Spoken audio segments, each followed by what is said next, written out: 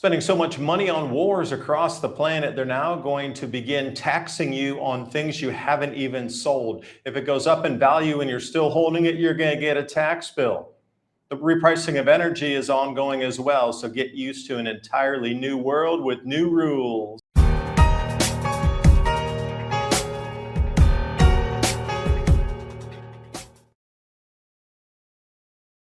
Starting off here with the population map of the planet, you need to ask yourself, and many have been, why are all these billionaires moving down to the southern hemisphere? Well, only 13% of the world's population resides there, meaning you can leave the other 87% behind, and all of that land is free for the taking, just saying. And you know how it is when one policy starts as a test bed, a hot test, in one location, whether it be Canada or Australia or Europe, it is then going to sweep around the world. Have we seen the same thing with websites? Now you need to click that little box and consent to the cookies. That all started in Europe. Now it's a global thing. We're seeing it everywhere. Age identification started in Canada. Now it's going everywhere. So here's what's next on the map for you to look out. Europe taxes money you haven't even made or cashed out on yet. So the Netherlands is the very first one. Again, they always test these out in smaller nations first to see if they can roll it out somewhere larger. Netherlands plans to tax up to 36% gains on things you've only seen on the screen. So if you bought a house for $100,000 and it goes up to $200,000, you didn't sell the house, you just have it, it went up in value, you're going to owe 36% on that $100,000 that you made. So here's your $36,000 tax bill. And also, trading anything, apparently beyond crypto and stocks or whatever you would trade, they want a 0.1% or 0.1% tax on every crypto trade as you sell it and as you buy it. So your minimum 0.2% in and out. That's exactly what the exchanges will charge you. So get ready for higher bills on that. And how do you think you would live your life if you have to pay taxes on things you haven't even sold that just go up in value because you're at the right place at the right time? If you get a $36,000 tax bill because your land and property went up $100,000 in, say, since COVID time, what would you do with that? Well, you would probably sell, but then you get a capital gains tax on the same that you would sell. So it's almost beneficial if you just sell it because the capital gain is going to be the same. You don't know next year if your property is going to go up or down in value. You don't know if that asset's going to go up and down in value. All you know is you're getting a tax bill for it, and how are you going to pay? If you land a $36,000 bill in my box, in my email box, or in my post box, I'm going to shake my head and go, I don't know how I'm going to pay this except sell something. And again, you're going to be happy. You're going to own nothing. Speaking of taxes, you know, in America, we got a heap ton of taxes. That's a polite way to say it. But look at France, 348 different types of taxes. 3 times what Denmark has, but Denmark's the one that's going to be starting the new capital gains tax. And if you go all the way to the bottom of the list there, that's Estonia. I'm wondering why people are moving over there. Lithuania, Estonia. Yeah, because they have less taxes and cost of living is lower too. You're just right next to the Russian front though. So what do you think American taxes are going to move to try to pay for this war? Already some tallies are in. It's at least 80 billion plus what we're seeing with the fuels. And this is going to continue to go up. Everything agriculture-wise, food price-wise. So as we move forward, then what do you think taxes will be? Where do you think they're going to raise the taxes to pay for everything we just spent in the last, say, 4 months on this debacle that we are trying to extricate ourselves from? Xville's going to have a tax with it. And speaking of Russia, the EU is going to ban purchases and consumption of Russian fish. That'll teach them a lesson, including cod. Poor little cod caught in the middle. Finally, we're addressing one of the last major sectors that hasn't been hit by sanctions so far, fisheries. So I wonder if the Americans can pull that in and get cheap fish because the fish feed went up so high in price that farm-raised fish is now far more expensive than it was because ocean fleets couldn't get out because of the diesel. Do you think we will get happy fish from Russia? We shall see.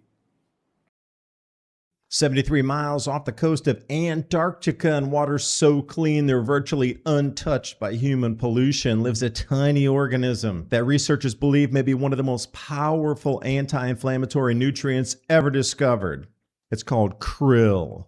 If you've been taking fish oil for heart, joint, or memory support, there's something you need to know. Research shows fish oil is 50% less absorbable than krill oil, because fish oil's omega-3s are in triglyceride form, while krill oils are in phospholipid form, which is the same format your cell walls are made of. That means krill oil gets into your cells immediately.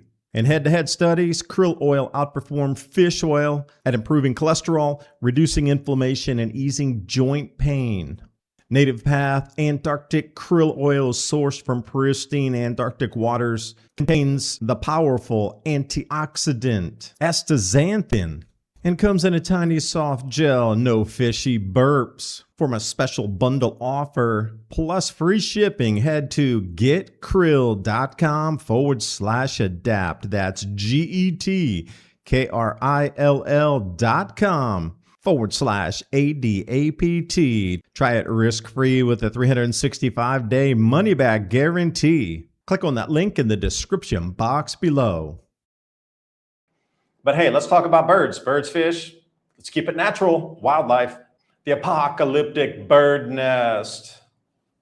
Now, apparently a Russian glide bomb knocked down a tree in the Donbass, and from the tree's shattered branches rolls out a tiny bird nest made of drone fiber optic cables. Now, I had seen an entire field covered with these cables before. It almost looked like spider webs moving around in the wind, but it was an entire field full of the cables from those autonomous drones and different weapon systems that came out fly-by-wire.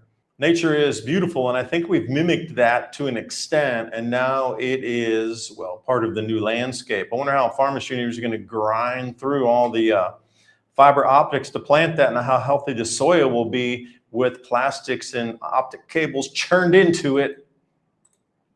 Speaking of churning, had a chance to go down to the dragon boat races this weekend in Kaohsiung in southern Taiwan. And this is when the season transitions into incredible heat season. So the planting is finished.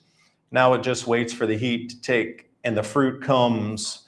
But this is a time when, you know, there's a lot of different festivities to power up for what you need to just relax through the summer as it gets incredibly hot. The drums beating on the boat tell you something special's here. And as I was saying, the pricing of energy is currently, well, changing. If you haven't seen it from the Strait of Hormuz, what's going to cost for natural gas, what the price of oil is going to be, it's all being repriced, and then who controls it is going to be a restructuring in itself. So let's start off here with the solar overtaking coal in U.S. electrical generation for the first time ever in May 2026. Follow that black line down, coal, green line up, solar. There's that convergence point there. But they never talk about the e-waste. Coal, okay, you got the fly ash, it needs to go somewhere. Where does the solar panel and all this crystalline structure go to when it's used its purpose of life? Unknown, probably in a landfill somewhere. Because the prices of coal in Asia, yikes, going up. Indonesia nationalized all their coal, plus the disruptions from the Strait of Hormuz. People are pushing back to coal. They're turning back on the coal burning power plants. Unfortunately, Australia has demolished all of theirs, I think except one. But out here in Asia, they kept them all. They just kind of mothballed them. Now they're all going back online again. So to run through, and there's a lot of processes that are disrupted because of no plastics, no oil, no naphtha, chemicals, lubricants. So they're going back to coal, and I guess that's the way it's going to be for a while. So Asian coal price is highest, and Indonesia also, you know, nationalizing its assets. That's the first again. We're going to watch all countries in the world nationalize everything. So China overshadows the world with solar panels. Added more solar to the grid in 2025 than any other nation. Now I'm looking at the United States, sort of at the 9 o'clock position there. That's us coming this year with the most solar ever. But look at China, 336 terawatts. Like we just rolled over a significant milestone at 86 terawatts. But that came in at 336 terawatts, trying to run it away with it. Those who have the energy control the future of the world. So let's look at the new growth rates of energy sources. And you notice this is on the left, it's a global energy supply. And where is the main driver of this? Expansion coming from US shale gas. Now, if that were to stop, they're going to have a substitute somewhere else. Looks like they're already trying to price that in and get it in motion. But in that center there, you got Indonesian coal, which you see is already going on a tear.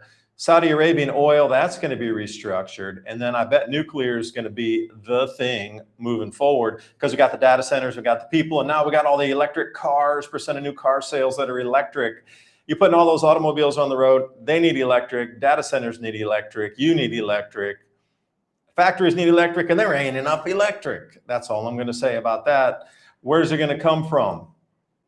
Oh, Sam Altman, thank you so much. And Naomi Klein dueling it out here. I want to give you both perspectives because it is important. Sam Altman says we're introducing advanced, responsibly deployed artificial intelligence to completely liberate humanity from menial labor, unleashing an era of unparalleled human creativity and abundance. That's why we need all the extra power. Just give it to us. It's for creativity and abundance. I want to make a Mona Lisa pushing a lawnmower. A Mona Lisa, that's what I want to use the AI for. Cool. Naomi Klein says you are running a massive high-tech plagiarism cartel. You aggressively steal the collective intellectual work of humanity without consent, strictly to fire the working class and funnel the stolen wealth directly to your Silicon Valley masters. Ouch. And you can see exactly what they're talking about on both sides. Regardless of how it looks, it's going to require more energy. So where's all this extra energy going to come from?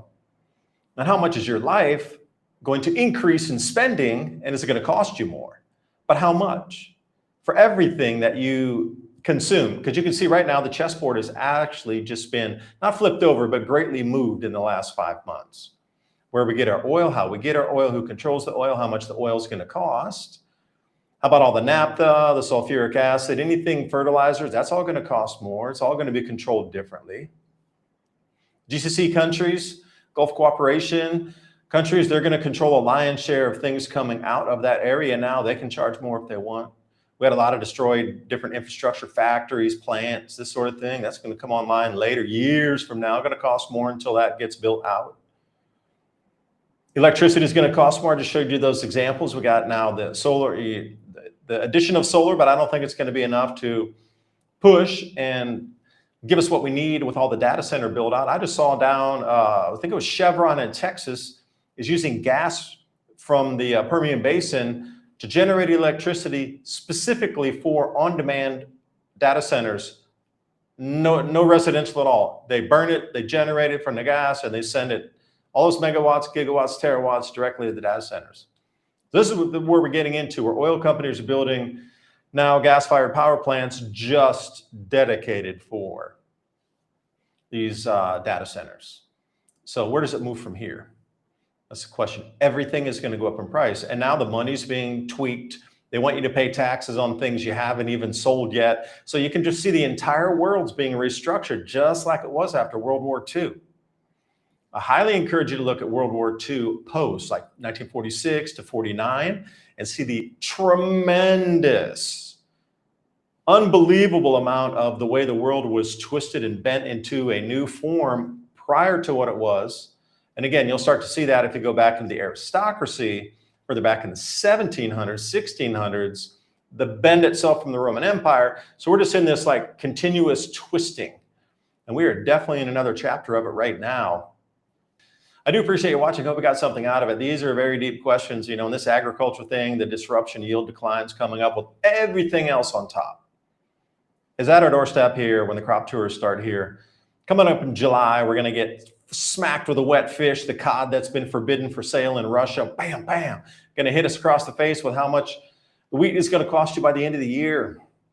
Continue to subscribe to the channel. You're probably going to have to click that notification bell. I get a few messages saying, hey, I got unsubscribed. Well, please resubscribe, click the notification bell, share with your friends and family. Feel free to dice this up, slice it up, and send it out there your social media shorts, because we need more answers for some of these pertinent questions. And I will see you next time.